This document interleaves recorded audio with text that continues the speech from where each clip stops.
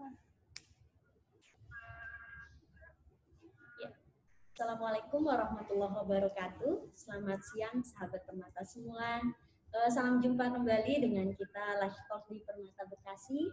Kali ini saya sebagai MC-nya Dr. Fenty Arianti dan bersama kita sudah hadir pembicara yang luar biasa, Dr. Denis William Tatama, spesialis bedah. Apa kabar dokter? Baik sekali Dr. Fenty. Sehat.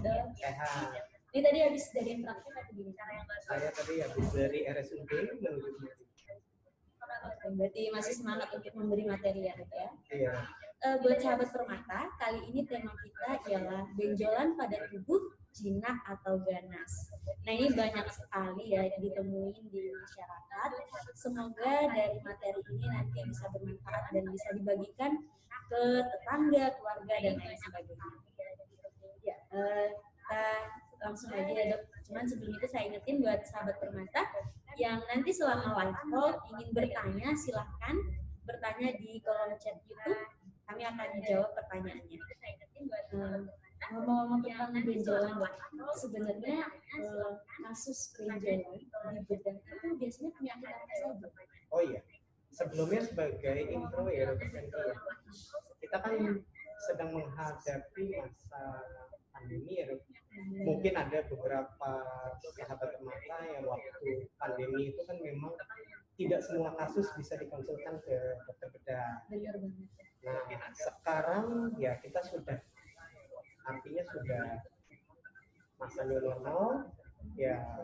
Untuk beberapa penyakit seperti benjolan yang mungkin pada saat pandemi ditahan-tahan, tidak berani konsultasi ke dokter bedah. Nah, sekarang bisa dikonsultasikan kembali, baik via telemedicine maupun konsultasi tatap muka. Nah, tapi tetap ya dengan protokol atau SOP ya, kita memang di rumah sakit ada sistem informasi. Nah, sekarang kalau kita ngomong-ngomong soal benjolan pada tubuh, ya memang range-nya sangat luas ya dok. Ada dewasa, ada anak. Tapi mungkin pada kesempatan kali ini saya membahas yang khusus dewasa aja dok. Karena pada anak nanti ada sesi sendiri kalau ada kesempatan, karena ya kompleksitasnya banyak ya. Nah, benjolan dari ujung kepala sampai ujung kaki, ya memang prinsipnya di bedah itu harus dicurigai ganas terlebih dahulu. Karena kita sebagai awam mungkin tidak tahu bagaimana karakteristik benjolan yang jinak maupun yang ganas. Bisa dari kepala leher, bisa di bagian dada, bisa di bagian lipatan-lipatan tubuh seperti di ketiak, seperti di lipat paha, baik itu bisa juga di buah zakar, bisa itu di perut ataupun di ekstremitas atau misalnya anggota gerak seperti tangan dan ya, jadi ternyata benjolan ini bisa ada di mana-mana ya dok ya. Dan kasusnya memang cukup banyak, dan sekali lagi di masa new normal ini yang ketika ada punya benjolan sebelumnya ditahan udah bisa ya dok untuk diperiksa. Iya.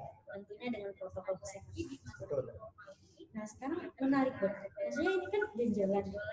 Kalau bagaimana seseorang itu mengetahui, wah ini ada benjolan di tubuh nih, ini bukan bagian tubuh yang normal. Nah, itu bagaimana? Memang sih kalau kita mengetahui, ya kalau kita nakes istilahnya kita tahu ya soal organ ini baik yang normal ataupun yang tidak. Iya. Tapi pada beberapa orang, khususnya awam, memang harus diperhatikan bahwa benjolan-benjolan yang abnormal itu biasanya ya benjolan-benjolan yang baru disadari, ya, yang baru disadari tiba-tiba ada. Nah, untuk karakteristiknya sendiri, nah kita akan bahas satu persatu ya.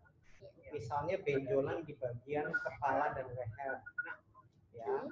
Misal di bagian dahi atau di bagian wajah, paling sering itu benjolan bisa berupa lipoma atau tumor jinak lemak, atau bisa juga kista akibat kelenjar kulit.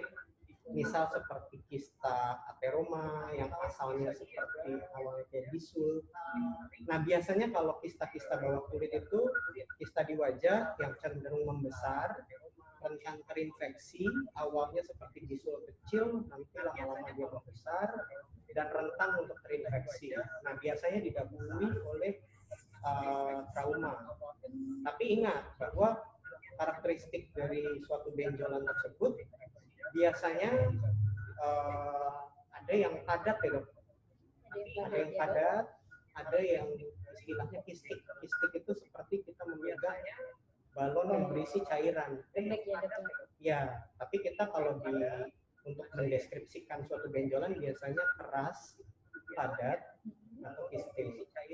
Keras, padat, atau kistik. Kalau bedanya keras sama padat gimana? Kalau keras sama padat biasanya kalau padat itu kompleksitasnya itu seperti kita memegang otot atau daging. Kalau bedanya keras sama padat? Kalau keras itu ya seperti kayu, gitu ya. Ya, tapi kalau kistik tadi saya bilang itu seperti kita memegang balon yang berisi cairan. Nah, biasanya sebagian besar benjolan dengan karakteristik kistik biasanya mengarah ke sesuatu yang biasanya. Ya. Tapi tetap ya, kita harus berpikiran bahwa semua benjolan yang baru ditemui itu harus dianggap sebagai benjolan ganas terlebih dahulu sampai dibuktikan oleh seorang spesialis bedah atau yang berkompeten itu jinak.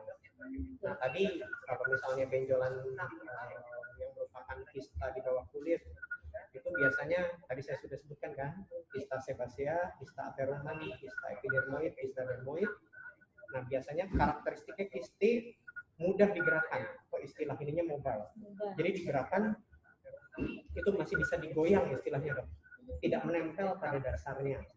Nah biasanya itu adalah benjolan yang sifatnya jinak.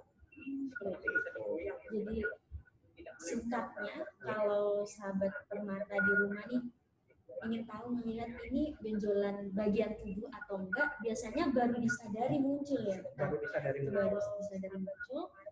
Dan tadi sudah disampaikan beberapa jenis ya dok. Jadi ada yang keras, padat, dan kistik. Nah kistik ini mengarah yang jinak. Iya, biasanya jinak. Tapi tetap setiap benjolan kita angkat, biasanya kita lihat secara kasat mata dok atau makroskopis.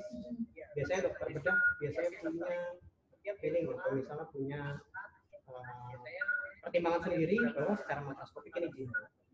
Tapi tetap dok, setiap jaringan yang dikeluarkan dari tubuh, artinya kita melakukan biopsi, baik mengangkat seluruh jaringan ataupun sebagian, tetap harus kita periksakan di bawah mikroskop atau histopatologi. Itu sebabnya sebelum keluar hasil histopatologis, pasien tidak akan diberikan kayak semacam jaminan bahwa ini 100% jinak atau ganas. Baik. Ya ini perlu diketahui ya buat sahabat permata, mungkin keluarganya ada yang pernah operasi, untuk menentukan jinak dan ganas pastinya atau definitnya itu dengan pemeriksaan mikroskopis ya dok ya. Walaupun dengan pemeriksaan secara luar atau makroskopis, dokter bedah kadang juga bisa menganalisa seperti itu. Ya ini menarik dok. Kemudian apa lagi nih dok untuk melihat benjolan itu mengarah ke jinak ataupun ke ganas gitu, selain dari tadi bisa digerakkan atau enggak dan konsistensinya, selain itu apa lagi yang bisa dilihat? Pertanyaannya bagus dok. Jadi saya akan bahas kedua mengenai karakteristik. Nah karakteristik yang biasanya membuat, kalau kanker itu kan artinya tumor ganas ya. Kalau tumor ganas itu artinya yang sering pasien tidak sadari adalah rasa nyeri. Biasanya suatu kanker itu tumbuh dengan cepat tanpa ada rasa nyeri sama sekali. Justru nggak nyeri ya? Tidak nyeri, painless. Jadi waspada terhadap benjolan-benjolan yang tumbuh cepat dan tidak ada rasa nyeri sama sekali. Karena hal ini kan rentan sekali kalau misalnya kita nggak ada keluhan seperti rasa nyeri, kan kita bisa rasakan sendiri ya. Tapi kalau misalnya tidak ada rasa nyeri kan itu rentan sekali, biarin saja, kita tidak terlalu menganggap itu. Nah, cepatnya itu seberapa cepat? Biasanya kita memakai kurva pertumbuhan kurang lebih dalam waktu 3 bulan itu bertambah volumenya 2 kali lipat. 3 bulan bertambah 2 kali lipat ya. Iya. Jadi kalau contohnya satu kelereng, Iya. di bulan pertama 3 bulan jadi seperti 2 kelereng gitu ya. Iya. Tapi ini tidak bisa disamaratakan di semua benjolan. Nah, saya mengambil contoh misalnya, nah kita turun ya dari wajah tadi, Iya. turun ke benjolan di sekitar leher. Baik. Nah, di leher kan organnya sangat banyak sekali ya, Dok. Iya, Dok. Jadi lokasi juga bisa menjadi salah satu kita membahas ini dari organ apa. Kalau di leher bagian tengah, Dok, di sini ada macam-macam, dari mulai saluran nafas atau trakea, Iya. menempel di situ ada kelenjar tiroid namanya, Dok, atau kelenjar gondok. Benar. Nah, benjolan pada gondok yaitu kita sebut sebagai suatu struma. Struma ya, Dok ya. Iya, kalau orang awam mungkin berpikir misalnya penyakit gondok ada yang namanya struma adenomatosa. Dokter pernah tahu kekurangan iodium segala macam? Iya, benar. Nah, ini sebenarnya neoplasma atau jaringan yang bertumbuh, jaringan baru, namun tidak ganas. Pertumbuhannya sangat lambat. Sangat lambat artinya tahunan, Dok. Tahunan ya, Dok? Tahunan. Bisa 10 tahun seperti itu? Biasanya 10 tahun. Biasa. Tapi karakteristik dari struma di atas 4 sampai 5 tahun bertumbuh ada kecenderungan jadi ganas. Tapi masalahnya tumbuhnya sangat lambat. Dan juga karakteristiknya mirip seperti kanker pada tiroid juga, Dok.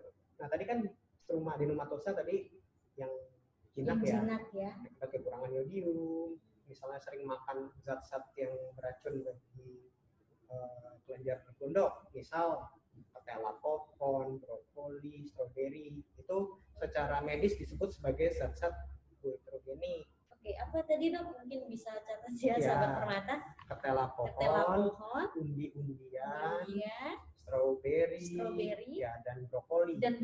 Ini yang secara general. Tapi zat-zat goitrogenik mungkin sahabat permata bisa search lebih banyak ya. Sekarang kan informasi bisa didapatkan secara ya dari internet ya. Tapi secara gambaran garis besarnya tadi yang saya sebutkan. Oke, seperti itu. Nah, kanker tiroid pun tumbuhnya sangat lambat. Biasanya sangat lambat, kecuali yang memang kanker yang sifatnya sangat invasif. Ya, misal ada beberapa jenis lah ya, kanker tiroid ada beberapa jenis, tapi ya saya tidak sebutkan di sini karena ini kan informasi untuk awam. Tapi secara garis besar kanker pada tiroid tumbuhnya sangat lambat. Ya, jadi baik struma yang jinak tadi maupun ganas tumbuhnya lambat. Nah, jadi kalau misalnya disadari waktu menelan istilahnya, kok saya berkaca-kaca sepertinya ada benjolan ya di leher bagian depan. Misalnya sahabat permata sambil berkaca di pagi hari sambil sikat gigi atau misal membasuh wajah segala macam, ada benjolan di leher bagian tengah, yaitu biasanya dari organ tiroid. Tapi organ tiroid itu kan karakteristiknya dia bergerak saat menelan.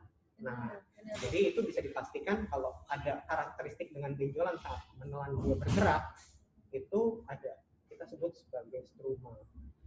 Nah, dari struma tersebut ya konsultasikan saja dengan dokter bedah, Dok.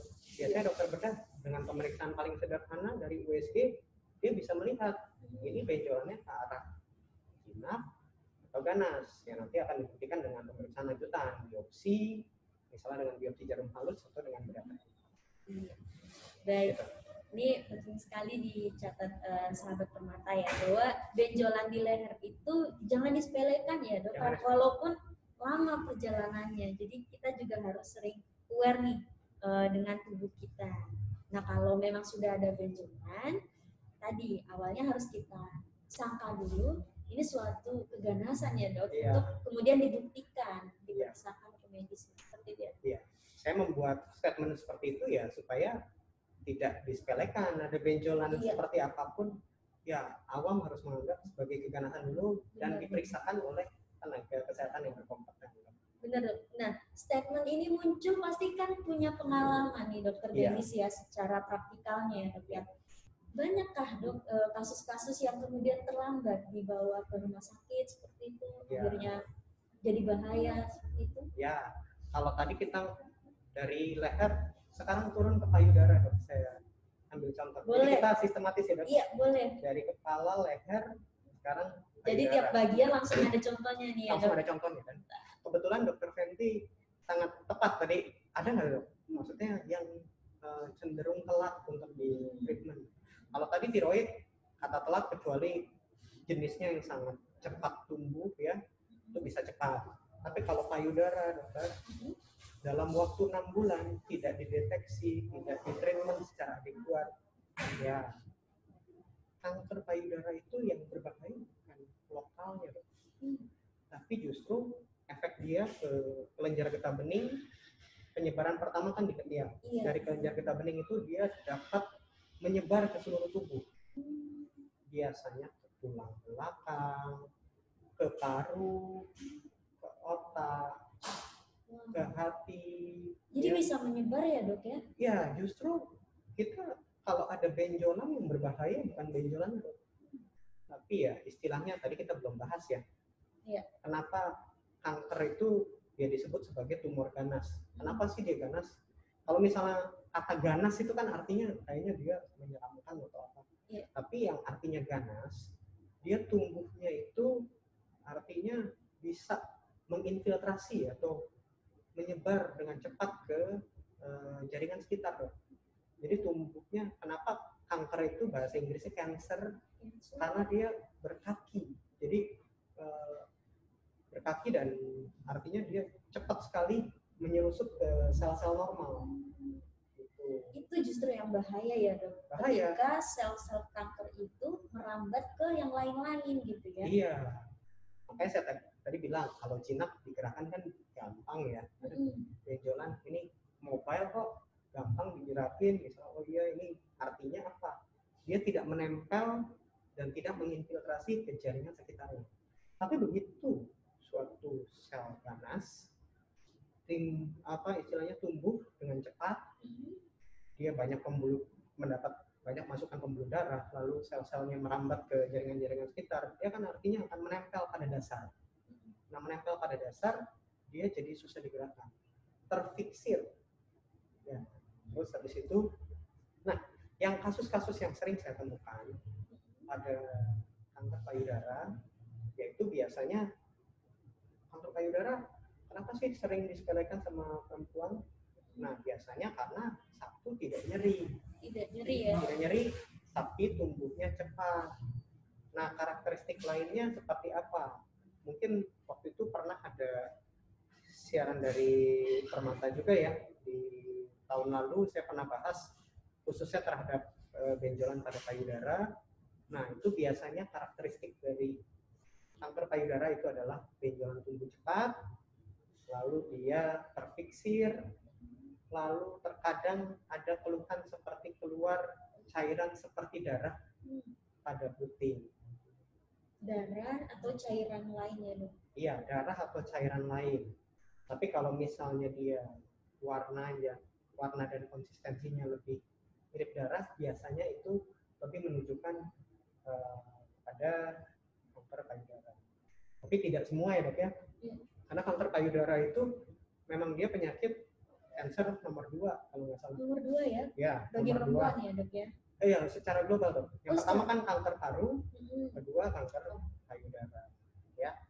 Dan memang kejadiannya memang sangat banyak. Karena kan pada payudara sendiri bisa ada tumor jinak, tumor ganas. Ya. Nah, kanker payudara itu tadi karakteristiknya yang saya sebutkan. Dan juga biasanya ini berhubungan dengan genetik dok. Ada jadi misalnya unsur keturunan gitu. Keturunan. Jadi di literatur disebutkan bahwa kalau perempuan yang ibu kandungnya atau atau nenek kandungnya punya kanker payudara ataupun kanker indung telur, dia ada secara genetik menurunkan sekitar 10 sampai 15% kepada anak perempuannya, ya seperti itu. Dan sering terlambat untuk dideteksi seperti itu karena dipikirnya ini tumor jinak payudara, ini kata teman-teman ini FAM, kata teman-teman ini kista payudara. Nah itu kan artinya sering akhirnya jadi terlambat berobat. Tapi hati-hati dong. Ada keadaan hamil atau menyusui, setiap benjolan itu sahabat permata ya, ini pesan bagi para ibu atau para perempuan di luar sana, ada benjolan pada payudara pada saat hamil atau menyusui harus segera periksa ke dokter. Jangan pernah berpikir ini suatu kista retensi susu atau galaktokel atau misalnya apa, tetap harus diperiksa ke dokter. Baik, sudah cukup panjang nih penjelasan tentang benjolan di payudara ya. Jadi untuk waktunya itu ternyata tidak selama benjolan di leher ya dok ya. Dan apapun itu perempuan dimanapun berada, baik yang masih remaja ya, dari remaja sampai pun sudah menikah dan sudah memiliki anak, kalau memang ada benjolan diperiksakan ya dok ya. Diperiksakan. Dan fasilitas di Rumah Sakit Permata ini ya kita untuk memeriksakan suatu benjolan kita ada fasilitas USG kan? Yang paling sederhana. Ya, mungkin sobat Permata mikirnya kalau ada benjolan wajib di CT scan, tidak perlu, kita sesuai indikasi. Bahkan dengan pemeriksaan fisik aja kadang-kadang kita sudah bisa menentukan sekitar 70-80% dibantu oleh pemeriksaan penunjang berupa USG. USG itu adalah alat radiologi yang dikerjakan oleh dokter radiologi yang berpengalaman menggunakan ultrasound ya atau gelombang suara, dan itu bisa melihat karakteristik benjolan, kista, menempelkah, terus dindingnya baik atau dindingnya menyebar segala macam. Baik itu. Jadi penting juga mungkin sahabat Permata untuk tahu bagaimana mengetahui deteksi dini kalau ada benjolan di payudara. Banyak juga nih yang nggak tahu kayak, ternyata ada benjolan ya gitu. Ya. Gimana ya dok? Baik, pertanyaan yang bagus Dokter Fendi. Dokter Fendi ini memang pertanyaannya bagus-bagus ya, karena praktikal dok. Karena karena ngalamin dok ya. Iya, kan bingung. Wah, saya periksa sendiri kok sepertinya Raba ada benjolan, tapi ternyata nggak tepat. Misalnya pada saat menstruasi diperiksa, Dokter Fendi tahu kan kalau misalnya kita menstruasi, kadang hormon estrogen itu membuat payudara tersebut menjadi lebih dense atau lebih padat. Nah, kapan waktu yang tepat untuk diperiksa? Ternyata jawabannya adalah 7-10 hari sejak awal menstruasi. Itu di pustakaan disebut seperti itu. Jadi kalau sahabat Permata, misalnya hari pertama menstruasi, nanti hari ke-7 sampai hari ke-10 bisa melakukan sadari atau periksa payudara sendiri. Ya, periksa payudara sendiri di depan kaca, boleh sambil menggunakan sabun, periksa payudara, raba dari mulai luar sampai ke puting. Di akhir, di sekitar putingnya dipencet apakah ada cairan keluar. Seperti itu aja dok. Nah nanti kalau memang ada hal yang memang dirasa meragukan, kok sepertinya ada benjolan, bisa diteruskan ke fasilitas kesehatan layanan pertama. Misalnya ke puskesmas atau ke klinik untuk dilakukan sadanis dok. Sadanis. Ya. Apalagi itu dok sadanis? Ya, pemeriksaan payudara klinis. Itu dilaksanakan oleh nakes atau misalnya dokter, oleh dokter spesialis bedah ya, mungkin kalau di rumah sakit minimal tipe D atau tipe C. Baik. Ya, ini berarti sahabat Permata bisa ya deteksi dari sekarang, periksa khususnya buat yang perempuan keadaan payudaranya ya. Bisa juga bahkan mungkin ada yang benjolannya udah sampai ke bagian ketiak dok. Iya. Nah itu pertanda apa dok kalau udah ada benjolan-benjolan di ketiak? Artinya tadi saya bilang ya bahwa kanker payudara kan dia cepat sekali menyebar sistemik ke seluruh tubuh maupun ke regional. Regional itu kita ngomong ke kelenjar getah bening dok, di ketiak. Nah seperti ini memang tanda penyebaran dari istilahnya lokoregional di sekitar regio tersebut. Nah ini dapat dilakukan pemeriksaan lebih lanjut oleh dokter spesialis. Intinya jangan disepelekan ya dok ya. Nah kita sekarang lanjut ke penyebabnya. Kenapa seseorang ini bisa timbul benjolan? Apa aja yang bisa dilihat? Baik, tadi kan kita ngomong ada benjolan yang sifatnya jinak, ada sifatnya neoplasma, dan sebagainya. Kalau kita ngomong ke kanker sih multifaktorial ya. Tadi saya sudah sebutkan salah satunya keturunan. Oke. Faktor trauma juga bisa. Ini secara general ya, tidak hanya payudara, tidak hanya leher, trauma juga bisa. Trauma itu maksudnya bekas luka gitu? Iya, terpukul. Misalnya terpukul tadi saya bilang bisa menyebabkan kista kelenjar bawah kulit, seperti itu. Kista perdarahan juga bisa, misalnya dari riwayat trauma pada leher, tiba-tiba ada benjolan tumbuh cepat, nah itu ada kista hematom, seperti itu. Nah, ada juga ya kalau kita ngomong yang multifaktorial tadi, radikal bebas juga. Nah, sebenarnya kan bisa ditangkal dengan sekarang kita di masa new normal ini kita pakai masker. Ya, gas-gas karbon dioksida, radikal bebas, dan lain sebagainya. Agak berkurang. Tapi ini enggak menghambat semua faktor risiko dari semua benjolan. Nah, sebenarnya ada beberapa masalah lain sih dok. Nanti mungkin dapat kita bahas lebih lanjut. Ya. Nah ini saya hampir lupa, ternyata banyak pertanyaan yang masuk di YouTube kita dok ya. Udah mengantri ya dok? Ada berapa pertanyaan dok? Iya, kita jawab nih dari sahabat Permata ya. Dari Mbak Emma Kusuma Aryani ya. Kita jawab dulu pertanyaannya.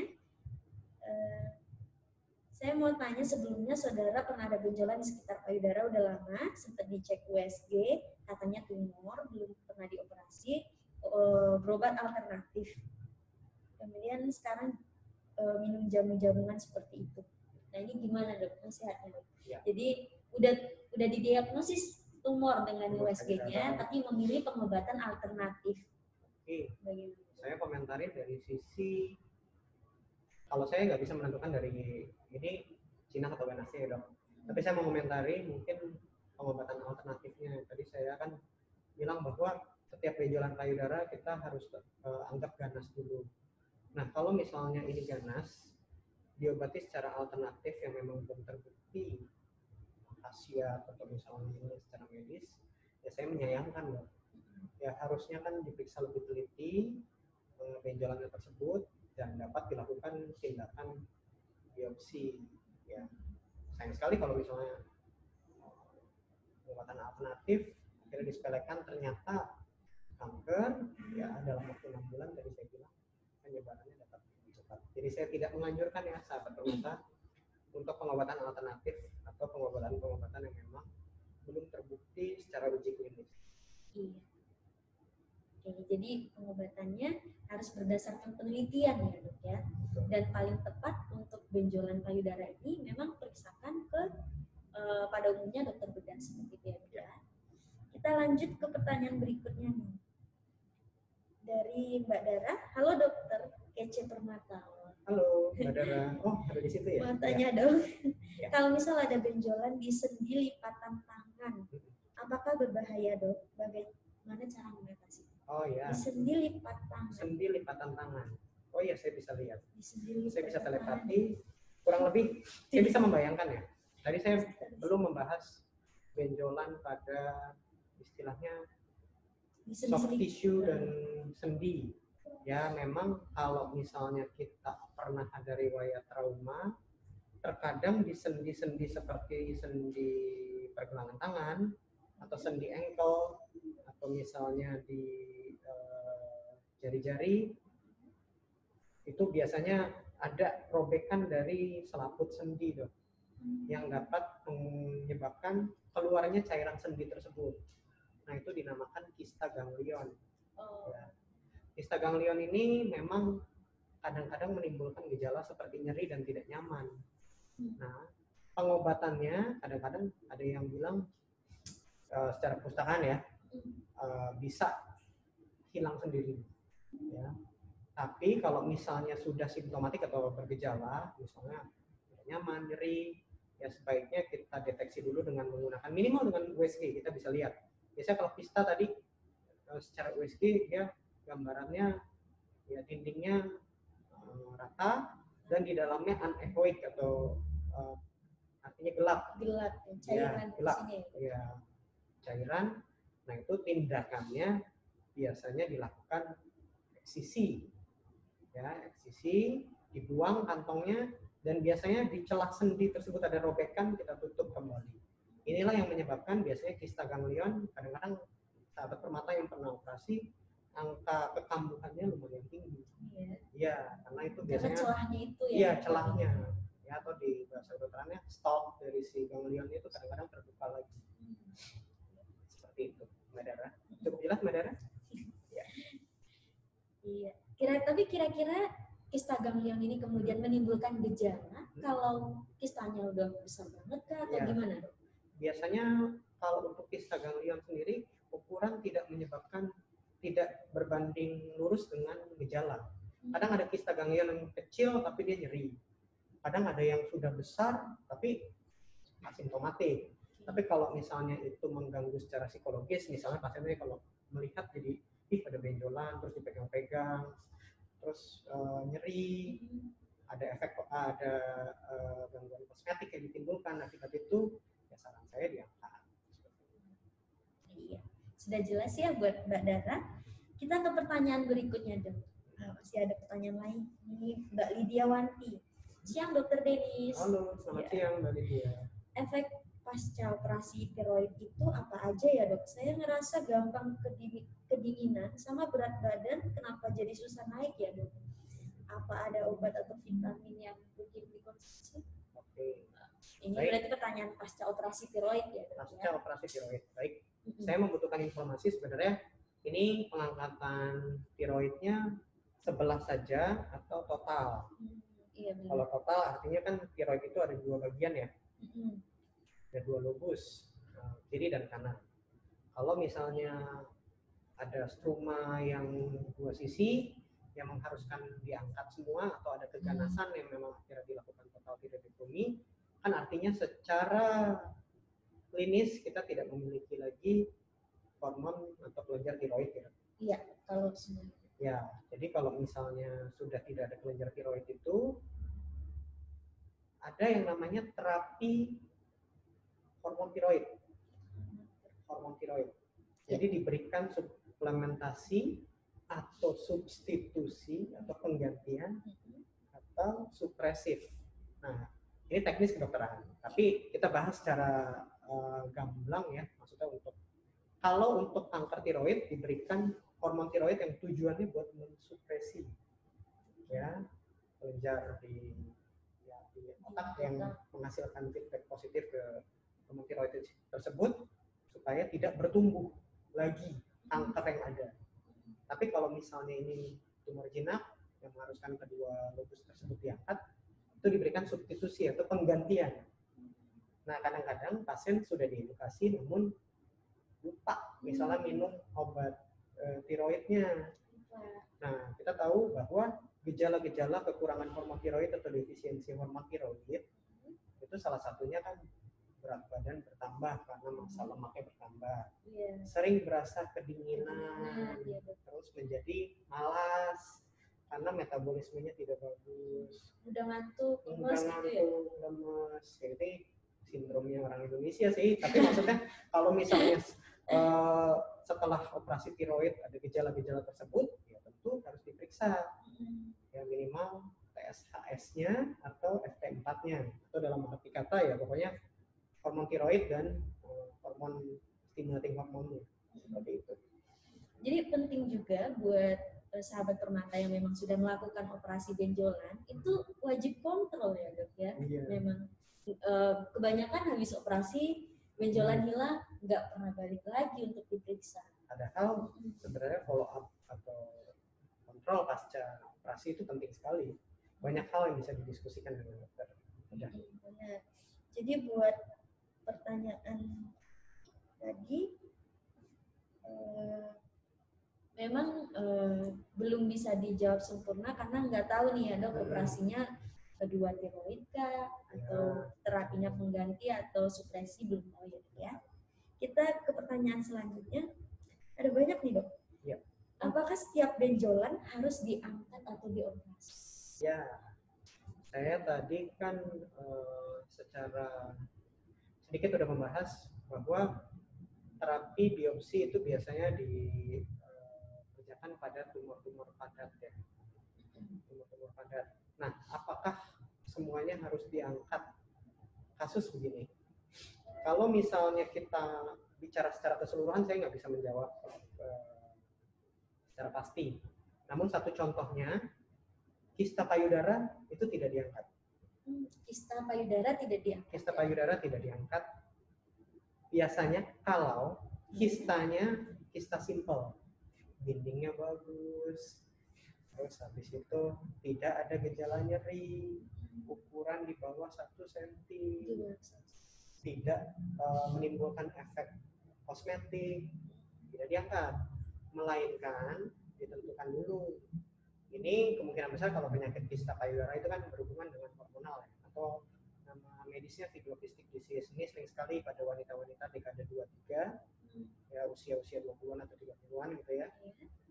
Yang ada benjolan ternyata setelah di USG bisa. Nah, itu terapinya kalau misalnya ukurannya lebih dari 1 cm atau bergejala misalnya nyeri sekali, itu dilakukan istilah awamnya penyedotan atau aspirasi. Tapi harus dievaluasi selama 3 bulan, ada lagi tidak ya, atau ada hal-hal yang buat kita berpikir arah keganasan.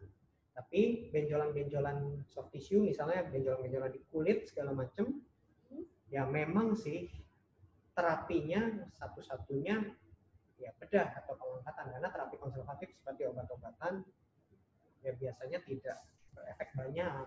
Jadinya biasanya benjolan di tempat lain yang tidak saya sebutkan ya itu biasanya harus dilakukan evaluasi minimal dengan USG lalu dibuktikannya tetap meningkat. Gini dok, mungkin kalau kita di kesehatan kan ya memang paling baik ini dibedah gitu. Tapi ternyata di masyarakat banyak yang takut juga nih dok, untuk ngomong tentang bedah dan lain sebagainya. Iya. Apakah tiap benjolan itu selalu di ruang operasi dilakukannya? Bisa nggak sih dok? Di bedah di politindakan atau seperti apa? Gitu. Oh iya, ini info penting juga buat sahabat Permata ya.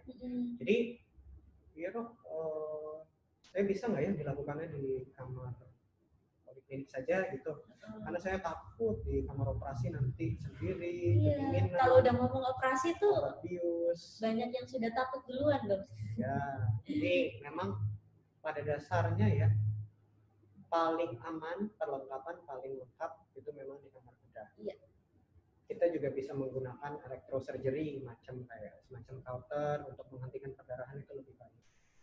Tapi kalau benjolan-benjolan yang ukurannya di bawah 4 cm, tidak dekat dengan pembuluh darah atau struktur-struktur penting, misal seperti sendi, arteri, pembuluh nadi, segala macam, tidak dekat dengan saraf, lalu bukan di daerah kepala leher ya dok. Iya. Itu bisa dilakukan sebenarnya tindakan dengan bius lokal di poliklinik. Seperti itu. Iya, jadi nggak melulu operasi di ruang operasi ternyata. Iya. Ya. Yang penting buat sahabat Permata, kalau memang ada benjolan, periksakan dulu gitu ya. Iya. Jadi jangan takut dulu. Oke, kita ke pertanyaan selanjutnya dok.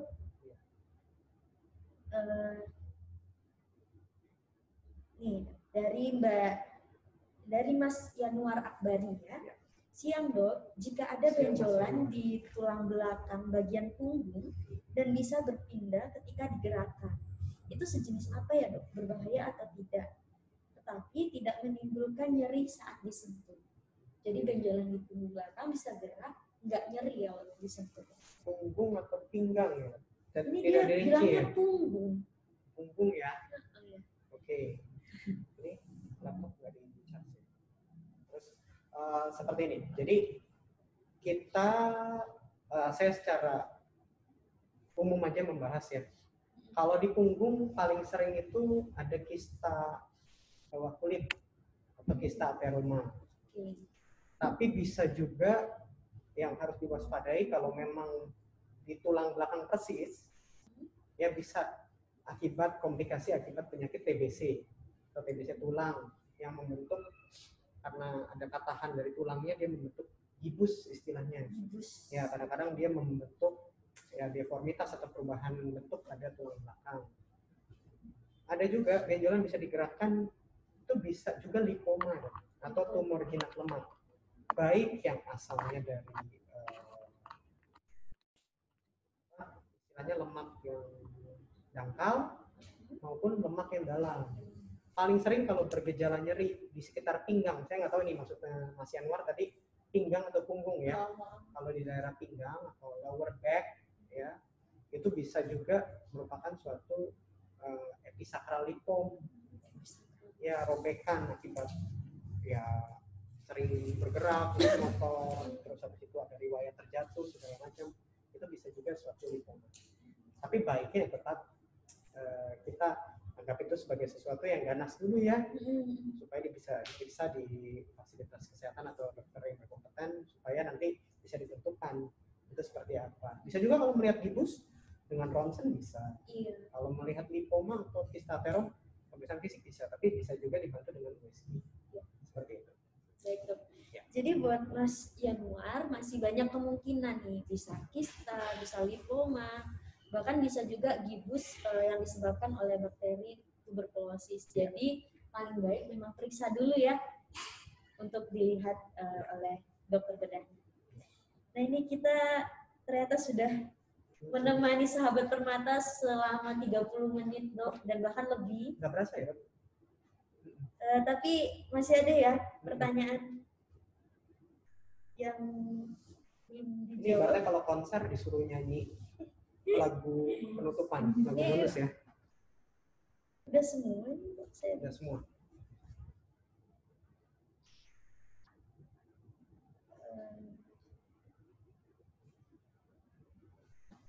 Ya, ini ada dok. Ya, ada deh. Dari Nabila Puspita ya. Satu pertanyaan lagi ya dok ya. Pertanyaan lagi ya. Siang dok, mau tanya, anak usia 4 tahun, diagnosisnya skoliosis kurvasi. Pada pinggul kiri ada benjolan seperti cairan dan berwarna kebiruan. Baiknya apa yang harus dilakukan ya dok? Oke. Wah, ini pertanyaannya lumayan kompleks ya. Tapi saya mulai usia 4 tahun. Mengukar satu persatu ya.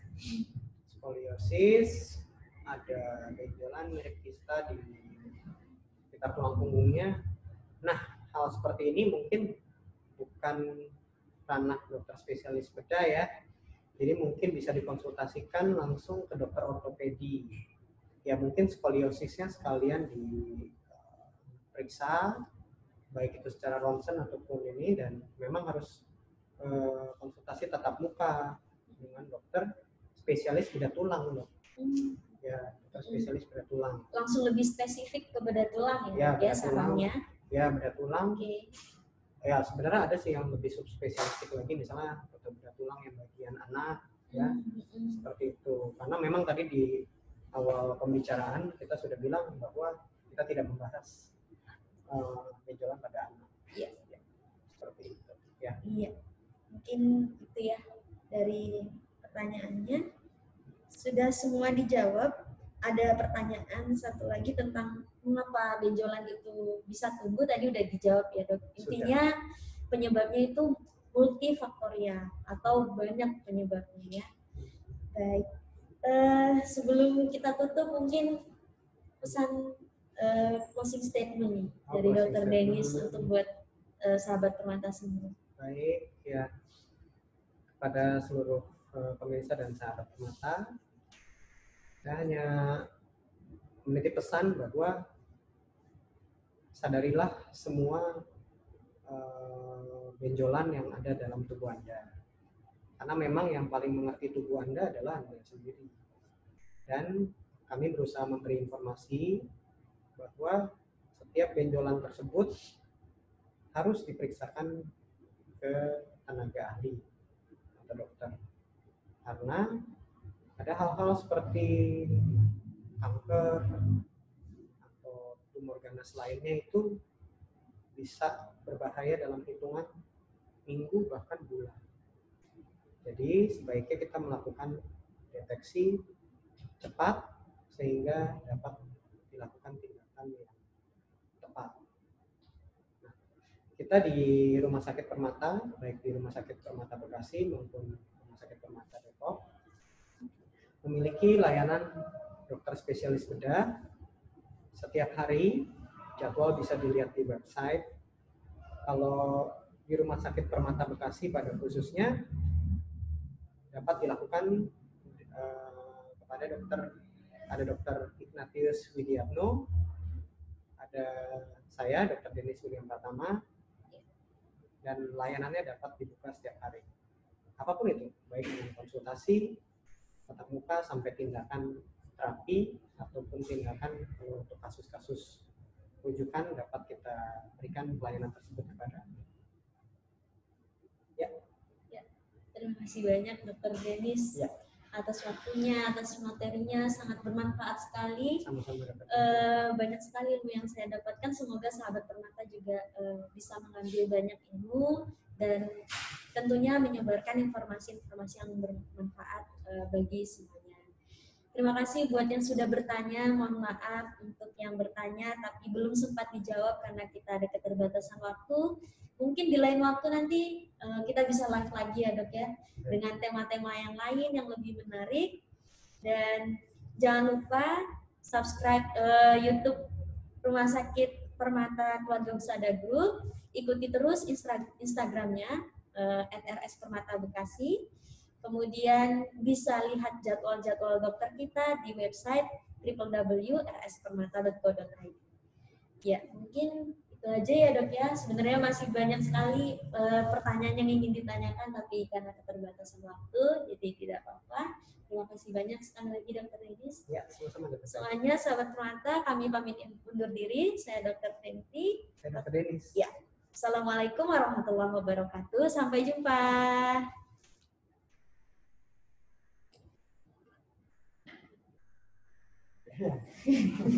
Udah ya dok ya?